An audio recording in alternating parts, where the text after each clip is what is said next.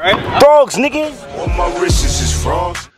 You had the conversation with Louis Farrakhan. I mean, with Louis Farrakhan about Scientology, and the fact that they're moving in that direction. I read briefly, and I heard Malcolm. I heard Louis Farrakhan talking about the Scientology, and you should study Scientology for whatever reasons he said. What's your feelings on that? And as being pro-black, pro-black is pro-black. You know what I'm saying? And Scientology is not pro-black. So that's all I can really say. So why would you connect with them as an organization, which you stand by? Because I read Elijah. I'm going on and on and on. I read Elijah Muhammad's book. I read the terms he used, and I don't think he'll be connecting with Scientology if he was alive to this day. You know what I'm saying? It's a very interesting alliance. And even, again, going back real quick to why, remember I said why I think Dr. Ali Muhammad isn't, because he was critical of that choice. Yes. Yeah, he said, hey, I'm not feeling it. And I believe he said even a lot of the rank and file are not feeling it. Yeah, now, I don't think he would be making a statement like that if he was still within the nation. So that's his view. He said he doesn't feel it's and I'm paraphrasing, I'm not quoting. I got the impression that he is not thinking that that's a kind of allegiance or alliance that the Nation of Islam should be having. It's one, their chief dogma, as I've mentioned before, was the white man's the devil. That's what Elijah Muhammad stood on until his breath. I didn't see a wink, a waver, a blink, a hesitation. Nope.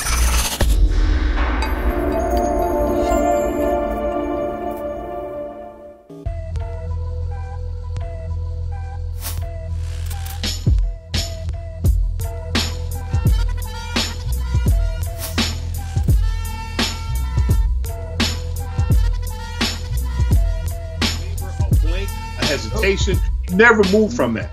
And if you are his chief representative and you are seeking to make an alliance with an organization whose head is one, a white man, and I'm sure all the major people in position after his passing are now. Still, it's a white-run, powerful organization based on the tenets of the man you claim to honor and respect and are his representative. Those two are kind of hard to gel. And then look at Khalid Muhammad's death. He was another one. He was a banger. Right. You know what I'm saying? So go back to what you were saying. I just want to throw that in there. Yeah. No, I mean, it's hard to kind of understand. And I believe Dr. Ali Muhammad said it as well. If not, I might have read it in the thread. No, I think Dr. Muhammad said it. He said, he said for him, the Quran is enough.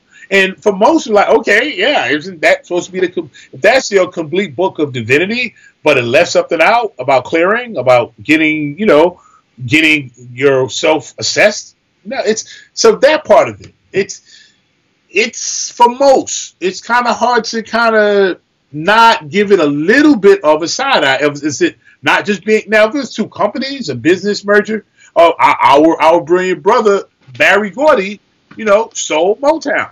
I was a little that happened. This is 20 years ago. But I didn't understand. In businesses, some people build a business to a certain point and they have an exit strategy. So in business, you can look at that. But spiritual, and for a people, for a race, an institution that, has given you some of the strongest and most powerful icons of the last 2 decades of black power, black awareness, black love, and to have an organization that has done that kind of work. So this ain't business to business. This is an organization that our community has firmly embraced to be forming an allegiance with part of this. You could easily say the white supremacist structure. It leaves a lot to be explained from my perspective. They have. From my understanding, the Islam Muslims over here in America are different from the Mideast Muslims. It's you know what I'm saying? I know they both practice the same 5 pillars of Islam. I think the Mideast, I think they don't follow the same, 100% the same practices. right? Like this. My question is to you: because I was hearing Young Pharaoh say it, does the Mideast Muslims consider the American Muslims their brothers? That's a good question. Mm. I've spoken to, I know different people, different Muslims that follow in different ways. I don't believe I've ever put that question to them. But from accounts, Dr. Khalid Muhammad has an upload where he spoke about one of his visits to Mecca, where he saw straight up racism. He saw dark-skinned Muslims being treated and herded in certain sections, and they can only go into these areas. And in one instance, I think in an airport, he saw an Arab man speaking very condescendingly to an African woman, and he stepped right in and cleared that up. So I know there are those who are clearly aware that there's a difference in how various people who all subscribe to Islam and I self-identify as Muslim, but you can safely say how they treat and interact with each other can be somewhat suspect as to whether there is a racist element to those interactions. Because there's a contradiction, like, from what I recall. Like, Malcolm X, when he went to Mecca, he said he was praying with white, blue-eyed people. They was all his brothers. Now, the American Muslims, white, blue-eyed, they're devils. I think that's a distinction right there. I think that's what's the difference, or one of the fundamental differences between, I think they call them the Orthodox Muslims or the Muslims from the Middle East. I don't know if I'm using the right term to these American Muslims. Honest, you said a white Muslim. I don't think I've ever seen a white Muslim. Have you ever seen? Yes, I have definitely seen white Muslims. In New York, I've seen a whole bunch of Arab Muslims. I have not seen a white Muslim. You would see. I don't know if they faking Muslim. And I thought I heard the commenters, the people in the comment section, let us know that if there are white Muslims, or when Malcolm X, there are. I know there are. So because but wasn't when Malcolm X went to Mecca, that's when he realized that he was following the wrong practices here in America and changed his whole ways? I mean, again, those are anecdote that people. I mean, could that be a factual occurrence? His letter, he did say, and I think that was in his autobiography. Right, that they're whites with the whitest of eyes and blue dye, and they didn't have the same. I mean, that's well documented. Is that the one thing that changed his view? And I think going to those letters again, he said he feels if the American white man, turn toward Islam, then maybe that could help. So he did express it again when his life, when Malcolm X transitioned, he was in transition as far as his philosophies and his views. The organization that birthed him was no longer at his side. So it was a lot going on with him. You had death threats, you had pressures on him. So all of those views, I think there's an element of it that speaks to where his heart was, but there was so much going on till his assessments, his judgment, as I mentioned in one of the other bills, definitely was compromised under that much pressure, which even leading to the day of the event, if historic accounts are accurate. He is stated to be, and one of the bodyguards, and I believe he transitioned recently, Elder Kenyatta. His interview is still on YouTube, and he stated that when he came there, he was shocked, and he approached the guys that were there that was guarding him, and they said Malcolm ordered that there be no search. He felt it was, keeping people away or reducing. So some of this stuff is historic, but it was just so much going on at that time. How much weight can you give to it? You give it appropriate weight, but I don't overblow that either. So was Malcolm X assassinated too? I mean, obviously he was assassinated, but was he assassinated by the Nation of Islam or by government? What do you think? Or the hands that committed the act were unfortunately black hands. I think there was a level of manipulation that took place where they were put against each other by larger agencies. I do believe possibly the CIA, FBI, they said they had a black desk and still may have a black desk in New York. that's in the law enforcement NYPD that was specifically tasked to monitor and in many instances cause disruption and division between black movements and black organization. I mean, this is historic. So who were the ultimate hands? I think all of those roles. And the last part that was mentioned, and even Brother Knowledge of God cleared that up, because one of Young Pharaoh's positions is that, okay, the brothers at the meeting that ran up with guns, they had blanks, and that the killers and he attributes that to Dick Gregory saying it. But Knowledge of God said even if they were blanks, in their heart, they was ready to put the work in. They conspired too. And then in common sense, even if while give them blanks, hell, if they missed, have double. With Kennedy, if you believe that assassination, triangulation. They have 5-6 shooters out there. So if that wasn't true, why give them blanks?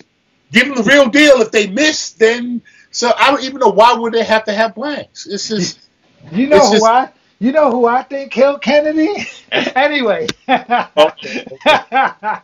me stop. You know what? There's a lot of questions. There's a lot of questions, Brother Smalls. We need to get a brother in here that can answer a lot of these questions. A fellow Muslim brother. So, because we have a lot of things that we have open in the air that we need someone to clarify for us, so we can get the audience to have a little bit more clarity. You know what I'm saying? So I think we need to move that. But to wrap everything up, how do you feel we should move forward as a young person and they're viewing this stuff? What do you think they should do? Talk to the youth that's watching you as an older guy, OG. We're gonna call. Well, you the OG. You are OG, right? And we go to you for advice. For a lot of things. I respect you as a man. You know what I'm saying? What do you tell these youth that's watching Young Pharaoh, watching what is his name, Ben? The other Ben X. Ben X. They're watching these guys. What do you tell these guys? What do they do when they see this diversion between platforms and leaders and blacks fighting black? What do you tell the youth how they should move in this area? Well, if they are hearing this information for the first time, welcome to Research 101. This could be excellent to stimulate interest and stimulate dialogue, but to get to the truth, and that should be what your goal is. Begin your research. Start cross-referencing, and not just Google. That ain't the only place. Go to literature. Go to documentation. For those of you who are fortunate enough, you might have a grandparent. You know, some of these young folks might have a great-grandparent. Get that first account. Get to those folks who walk the walk, who can tell you what was going on during that time. It's not bad that these subjects are coming up and this interest is here, but what you do with it and where you go with it will determine whether you're misled or whether you're going towards truth. So if I can say anything to them, use this as a beginning process of gathering and assessing information. Make sure information is as valid and as accurate as possible before you begin to internalize or formulate an opinion, and definitely before you begin to act on it. And also, now away from the youth and just for us as a community, for all of them. Oh my goodness, if we can remember that we are speaking about honored members of our community, whether you share that honor for that particular member or not, let's have that in mind, that there are those of us who do. And let's try to speak as respectfully as possible as we critique each other. There is no reason for us to be addressing each other in base terms. No, that doesn't emphasize a point. That doesn't make you more right. You know, you ain't going in because you call somebody a B. You know, we got to get away from that, guys. It really demeans all of the work that we're trying to do. And lastly, if any of the family comes forward, or any of the daughters come forward of the Honorable Malcolm X and just say enough is enough, and say, I want all of y'all to pull back, I'll be the first to not make another comment about it. And I hope the comments I made up to this point related to our Honorable Malcolm X, the Honorable Elijah Muhammad, have been spoken in a way that sheds light and gives us more insight into these historic figures, but I would never want to be speaking about these families in a way that bring them any disrespect or any harm. And if I've done that, please forgive me. It was an oversight. I was just trying to participate in this historic dialogue in a way that's going to shed more light and help us heal and move forward as a people collectively. That's respect, Brother Smalls. I hear a lot of people. I hear a lot. I don't. It bothers me. I hear people. I hear Young Pharaoh say. He says, "I don't care. I don't care. I don't care how they feel. I don't care about this. I don't care." My daughter.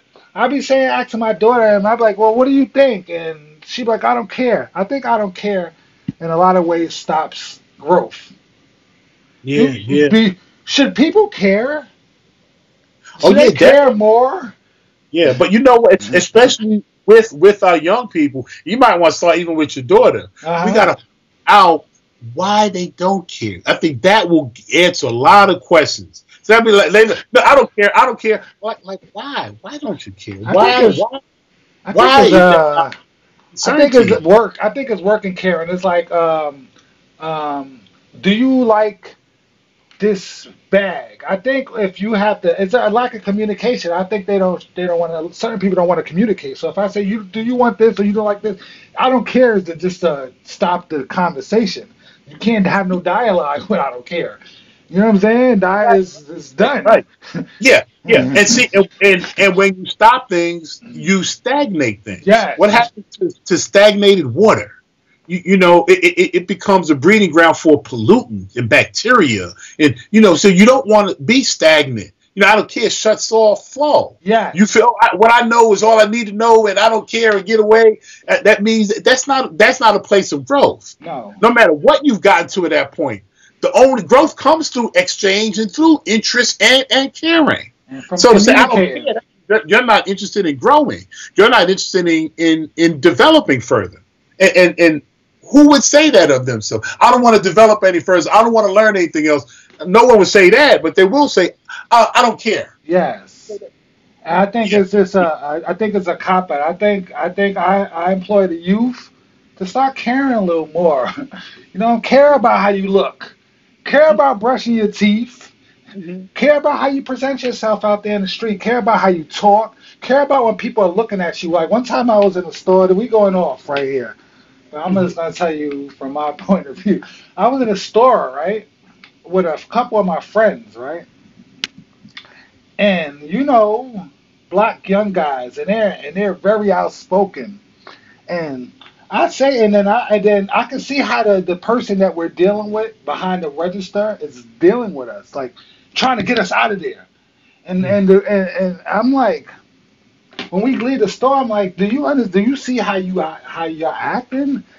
And he's like, what do you mean? I'm like, well, like I would want to get us out the store too. Like we yelling in the store, we're cursing, calling each other niggers. It's like what are we doing? It's like, do you care how people view you? You know what I'm saying? And it's like, you should care. You should care. You should have more respect for yourself, that you care that people looking at you like, ugh. Like, you know what I'm saying? Like, you can't control yourself.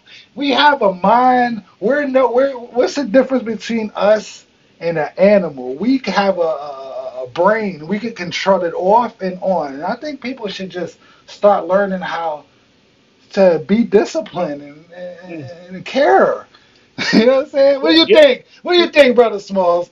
People start learning, but it needs to be taught for people to start learning it, or it needs to be demonstrated. And I think a lot of times, if you don't have a role model of something, you you got to see it in most instances. So I think a lot of times that disconnect comes from not seeing some of these things played out. And then the other part, our young people, and especially our newest generation, there's a level of disconnection. I see, young people together, holding hands, and both of them are on an electronic device. So there's a kind of socialization going on right now that is removed from being connected to people. So based on that feeds into I don't care, because I'm no longer connected to you. You care about something you're connected to, because if you're connected to it, what happens here happens to you. Mm-hmm. But I don't care. That means all you have or these little box instruments, and you got these things, all that other stuff, you know, you have no interest in, or you have no desire in engaging. So I think on multiple layers, we're kind of hurting our young people into that mindset that cannot produce anything else but a philosophy of I don't care. Because caring means you got to think about it. Yeah. You got to assess it. You got to possibly even take some action about it. And like you said, more people don't want to do that work. I don't care. I ain't got to do none of that work. That's over there, and I'm over here. I don't care. So, it's not a productive place to be. You can't grow in I don't care mode. You can't connect in I don't care mode. No part of your life goes forward in an I don't care mode. Exactly. So it's not one to really try to maintain. Do you have we're gonna get out of here in a second, but do you have any Nation of Islam's was you ever compelled, or would you ever thought about joining the Nation of Islam yourself? Personally, no. I'm not a member of now. Let me be clear. I definitely support several organizations, and believe it or not, I've never been a card-carrying member of the Black Panther Party. Okay. Even with my work with Khalid Muhammad. So my work with Dr. Khalid Abdul Muhammad was based on my personal connection to him and that brother, and just knowing him and coming through. So whenever he was coming to New York, I was on post to go to the different places with him, and wherever he was traveling relatively on the East Coast that I could get to, by car. Whenever he was around, I was going to be there to hold him down. So I've always tried to put my energy, my time, my resources, and even in those instances, putting myself in harm's way for organizations and individuals that I feel are doing the work. So joining, no, but have I respected the organization and all I've seen, the work that is done in the community? Yes, but no, I had never thought to join. How many brothers you seen the Nation of Islam change? How many lives you seen that platform change? Personally, that I can, if not call, within a week that I'll see in my movements through the community, easy. Exactly. 40. That's a lot. A lot of brothers. Change a lot of brothers' lives, right? Yeah. In a real way. Right? And were going left and they got going right after they read Message to the Black Man and became part of that organization, ate one meal a day, dressed to carry themselves. It was a transforming belief system for many people that I saw before and I saw them after. So, what do you got to say to anyone thinking about joining the Nation of Islam now, present day? Would you advise it? What I would say for them seeking to join the Nation of Islam or any organization is find out that organization's tenets, what its mission statement is.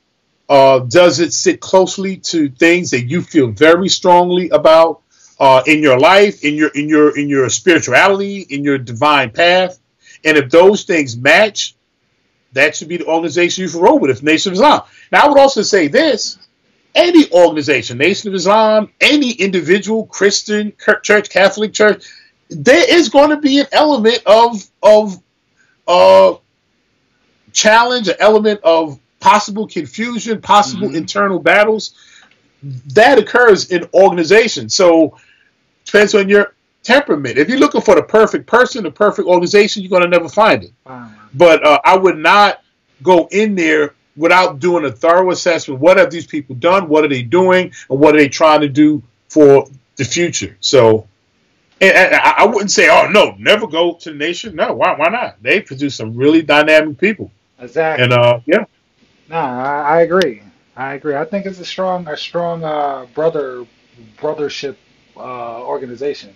I look at the Nation of Islam and I have a lot of pride and respect for what they're doing. The amounts of power they could present, it's very inspiring. It's like, wow. Yeah. And also, I'm looking to, and it's so interesting. I don't even know how to put it. And I'm hoping he's still going to do it, but I hope he's not going to do it in the way that he's. Because Brother Young Pharaoh said, he he's going after the Moors next. He's going after the Masons next. And the thing is, when he sheds light, you do find out more. You get more details. I'm not a Mason, but everybody, the Masons is, I would want somebody to unveil, give some layers of the Masons. And matter of fact, I have scheduled to speak this weekend. Oh, really? At a place that I believe has an affiliation with the Masons. So am I not supposed to go there to speak? Because so what is it? Are the Masons an organization that? Who are they? Why are they? Next topic on Key of Life Production is the Masons. We got to get to the bottom of the Masons too. Because people based on this whole thing. The Dr. Payne was. I didn't know that. Mm-hmm. And there's a lot of they say the Honorable Marcus Garvey has a history that goes. So okay, Masons, good, bad. Right now there seems to be somebody calling you a Mason. They ain't doing it with a smile on their face. Why is that? So let's. That's what I'm saying. Beautiful. The dialogues are a good thing. We don't got to destroy each other with dialogue. Let's teach each other with this dialogue. Shed light. That doesn't mean I have to follow your way. You have to follow my way. But if you're a brother in that, why can't I respect it? Because you're a brother that I love, and that's what's working for you, even if it's not the same belief I found.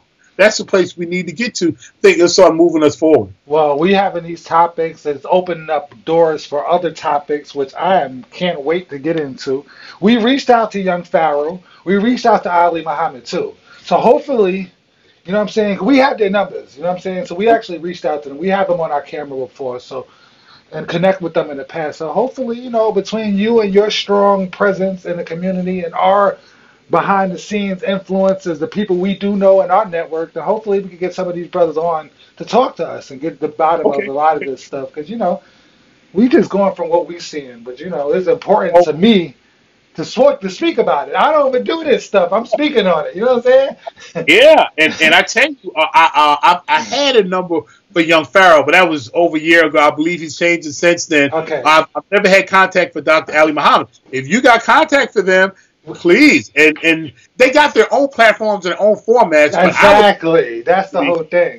Yeah, to speak with them on this. So if you can make it happen, or brothers, if y'all are listening, and if you see a value in speaking to our little neck of the woods, our audience, you have an open invite, please. Yes. Brother Smalls, you have anything else you want to say before we get out of here? You the best, though. Brother Smalls is the best guy. That's the only thing I would say, because the earlier upload we did was inside the kitchen. I did want the seasons are changing, and I want to start getting back to what I'm an expert in, and that's fitness. I want to start giving some advice about nutrition. Yes. When these coats come off, that's what everybody's and running and trying to jump on treadmills. Really, if you want to see a nice transformation, or you want to see some adjustments, your nutrition. Wait. You say after adjustments. We want to see adjustments. Go from there. You cut off a little bit. Yeah, if you want to see some adjustments in your physicality, there we go. This is the time as these seasons are transforming. Looking at your foods, looking at your fluid intake, how much rest you're getting, some activity, like movement. Start getting that. Like calisthenic, walking. Maybe you're a member of a gym, you haven't been there in a minute. Get that membership activated. I'm going to be giving some pointers on different shakes to make, meal replacements, and just basic things, especially for, I know we spend a lot talking about the young and the babies, but for some of the old heads, the 40, 50, you're getting older. This body serving you like it did 5, 10, 15 years ago. And if you don't want that decline to increase, and you want to start maintaining and then regaining some strength that you've had, this is the time. And unfortunately, we lost that brother Craig Mack at 46. Horrible. So we're losing icons of our period that we came up with. 46, that's unacceptable. A lot of these rappers, you can tell the lifestyle's catching up to them early. Yeah, so your health is your wealth. So future bills, I'm going to start carving out a little time. Start hitting folks with information related to keeping us, because whatever philosophy or whatever opinion or camp you're rolling with, if you ain't healthy and strong, you ain't gonna be able to serve any of those philosophies. And that's what you're an expert at. So we got to dive into your expertise. We're asking you about this. I always tell you, Herman, I'm like, listen, we gotta you gotta do this bodybuilding. You gotta do the nutrition thing because that's where you're the man at. So I'm looking Yeah, forward to well, that. me too. And you know, my passion, I like politics too, and I think so. I'm split between the two, but I'm gonna be making sure that fitness stuff elbows in a little bit more, and I'll be working that in. But thank you again for the opportunity to just build with Hip Hop is Real, Key of Life Productions, and our first time. You know, normally we have Knowledge of Now with God in God, the captain seat, but I I'm, think he's gonna see this and realize that we're gonna try to I'm, just keep this thing going. this is behind the scenes. Me and him been planning me trying to do interviews and me speaking to the people a lot because I'm behind the boards. I see Yeah. everything. I'm hearing everything. So a lot of times I just got to go out there and just put my personality out here on camera and just see what happens from it. So this is the first of many across both platforms. I'll be on Hip Hop Israel too doing this, and I'm ready. So. We're gonna sign out from here. I'm gonna talk to you after I stop recording, and so me and you can just speak before we hang up. All right? That is perfect. So again, guys, view, like, subscribe. You are Comment, like blood, keeping us share. going. Peace Yes, and Black Power. yes. Salute, Herman Smalls. We love you, brother. Thank you. Peace, good brother.